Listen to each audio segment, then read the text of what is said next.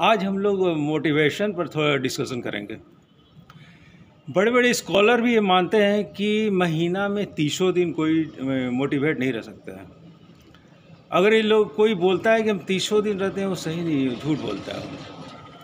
देखिए, महीना में कम से कम 4-5 दिन ऐसा होता है कि आदमी मोटिवेट नहीं रहता है।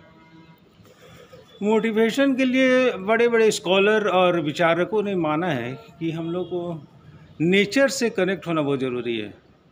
अब जैसे आप देखते हैं कि नेचर में, प्रकृति में देखिए कि बदलाव हमेशा होते रहता है। सर्दी, गर्मी, बरसात और अलग अलग ऋतु में ये मौसम का परिवर्तन हमेशा होते रहता है।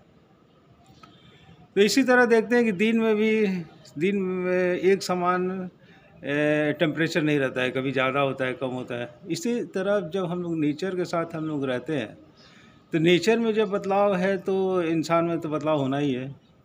हालांकि हम लोग अब नेचर से, प्राकृतिक से कनेक्ट ज़्यादा नहीं हो पाते हैं अभी जैसे बहुत बड़े बड़े स्कॉलर भी ये बताते हैं कि हमें नेचर से कनेक्ट होना बहुत ज़रूरी है।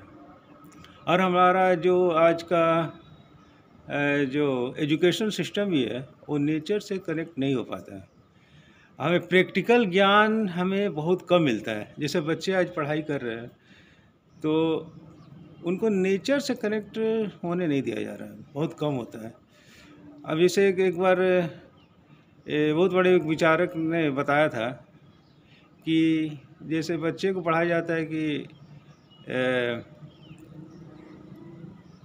डूबते को तिनका का सहारा, तो इसी तरह जो बच्चे जा रहे थे तो एक बच्चा डूबने लगा, तो एक बच्चा है उसको तिनका फेंक दिया, बोला कि तो बच जाएगा उसी से।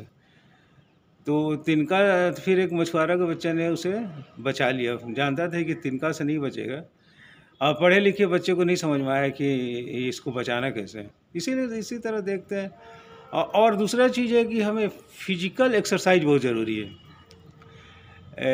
मोटिवेट रहने के लिए फिजिकल एक्सरसाइज बहुत ज़रूरी है। हमेशा 30 दिन कोई मोटिवेट नहीं रह सकता, ये भी हमको ध्यान देना है।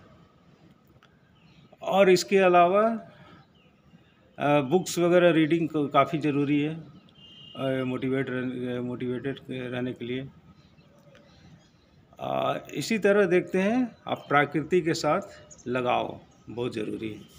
Okay, thank you very much.